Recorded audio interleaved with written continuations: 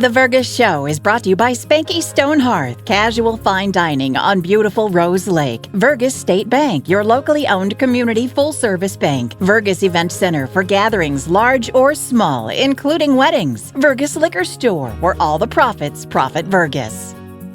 Make the right call. Call Hanson's, the most trusted name in plumbing and heating. Hi, welcome to the Vergas Show. I'm Sherri Hanson. Thank you for joining me. I'm with Tom Franklin today. We are out in the woods. Where are we at, Tom? We're just north of Vergas in Candor Township, and we're in what's called a Sugarbush. So a Sugarbush is a dense forest of maple trees. You might have maple trees throughout your woods, but a Sugarbush is where there's a whole bunch of maple trees. And I'm a maple syrup producer. I tap maple trees.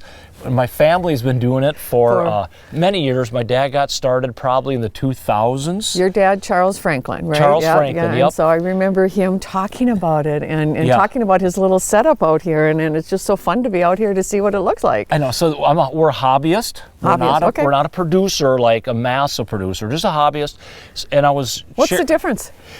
So a novice would be somebody that would just try it in their backyard. They'd go out and they'd tap one or two trees and just try it, and they'd probably get frustrated. Well, they'd put it in their microwave, right? Right. And at the end of the day, they'd put their finger in there. That tastes pretty good. Yeah. And put it on my ice cream. Well, maybe you'd have enough for a spoonful. Okay. And then they might even burn it. And then a hobbyist, which would be, I think, our class, would be just somebody that likes to do this, that actually produces quite a bit of syrup. Okay. And then the next level would be a producer, and they would have a different setup. They would have a raised flue system on their pan, a big evaporator. They'd have hoses. When I think commercial, maybe. Yeah, they're more commercial, and then don't they have to have like licensings and permits and maybe some of that, actually probably to be able to sell their product. But as a hobbyist, it's still, when you say you're just a hobbyist, it's very time consuming, isn't it? It is. It's time consuming, but it's here. So my dad wanted to tap these maple trees. If you go out to Vermont, many people do this. It's very common out east. And he said, well, we have maple trees on our farm. I'd like to do this. So that's how he got started. And he made a maple syrup pan. Okay. This is what the pan is right behind me. This is the lid.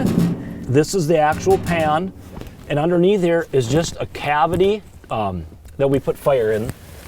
Yep, it's hot, Sherri, but you have to be careful. So there's a little fire burning in there, and he just made this. He's made this a couple times because over time the bricks will crack. Okay.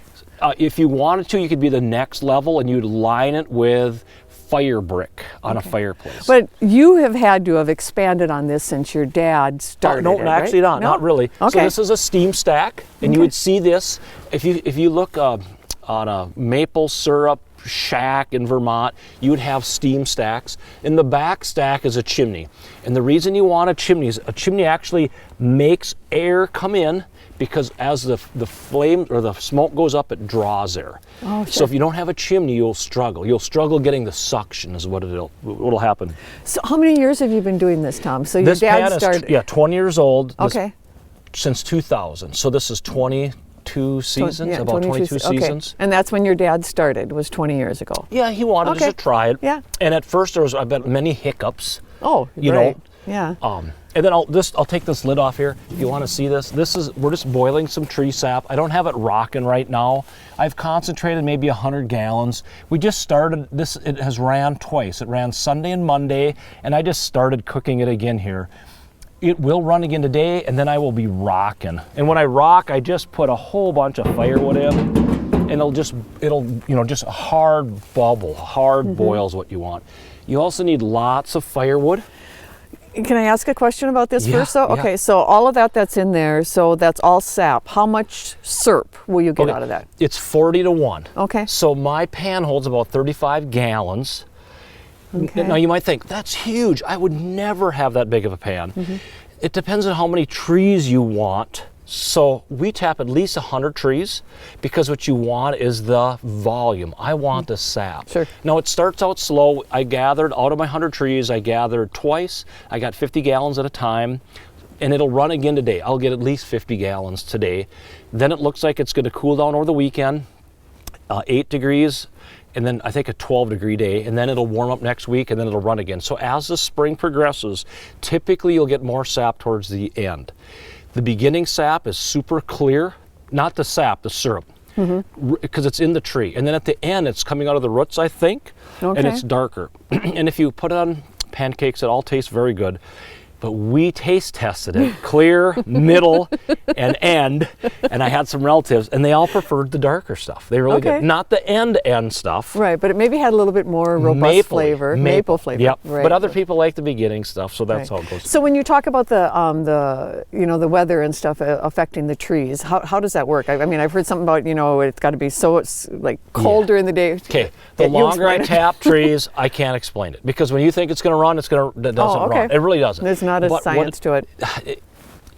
If you go nature. If you go to the Loon's Nest restaurant, Sherri, you'll hear all about it. It's their opinion. But I've been doing it for 20 years with Dad, and when you think it's going to run, it doesn't run. Okay, we'll go with that. But I will say it has something to do with pressure. And people think, well, it's a warm day. Well, yes, it is a warm day, but 2 days ago it was a cold day. Sure.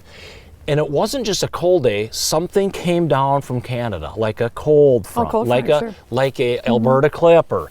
And the tree said, hey, it's winter. So then they stopped. And then 2 days later it comes again. Yeah. So it's not warmth, because it'll be 50 degrees and nothing will come out of that tree. And so in 22 years you haven't figured it out.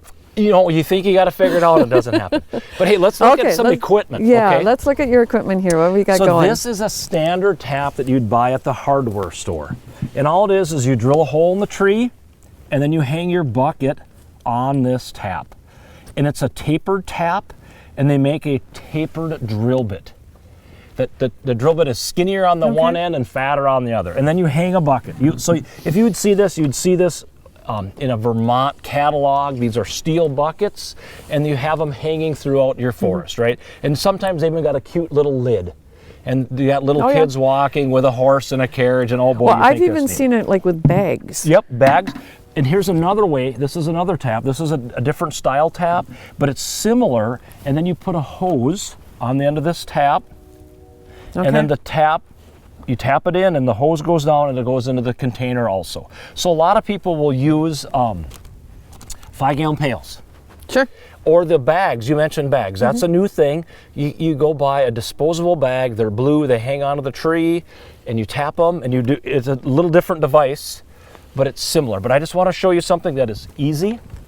So this is a 3/8 inch clear tube.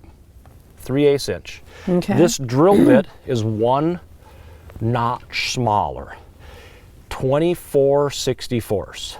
Okay, you remember that, because I won't. Because there's a test after this. So it's not a 3/8, but it's 1 notch smaller, and I just use a milk jug. And the only reason I do is I collect some, I come out here every day, and as it comes out of the tree, I dump it. If you can only come on the weekend, you might need a 5-gallon pail. Right. Another thing people do, if you're a producer, is they run a hose from tree to tree to tree to tree to tree, and they have one large container at the bottom of the hill. That's pretty neat. Yeah. But since I'm just a hobbyist, I'm just going to show you a simple way. Simple way. Well, and this is one way that, just about anybody could have that opportunity to do it. Yep. Tom, we're running short on this show, but would you be willing to come back and then we can show how we would get it into the tree and then Sure. what the process is? Because I kind of want to finish up what we've got going here today and kind of tell the people the reason that we're talking maple syrup right now is because we got Maple Fest coming up. Yeah, I know. Yep. April 9th is Maple Fest. And Tom, there's going to be a 5K run. I know you run, and I'd like to give you that hat. These are the hats that everybody that's in the 5K is going to be able to get, but you can still come and run it. So there'll be the run, but the big thing is the maple syrup that's going to be at the community center. You'll be able to get your pancakes and maple syrup. They're going to have horse-drawn rides. And I know in other years you've always entered your syrup in the syrup tasting contest. I'm letting you know we are not having the syrup tasting contest this year yet. Just a little bit of COVID things that we're kind of worried about on that, but hopefully next year. So learn what you can from Tom today and from the next segment, and then you can become a hobbyist and you can bring your maple syrup to the Maple Syrup Festival in Vergas. But April 9th is when it's going to be this year. We're going to hope to see everybody there. But Tom, I look forward to you showing us how this works on their next show. Thank you for joining me today. Yeah, you have a good day in Vergas.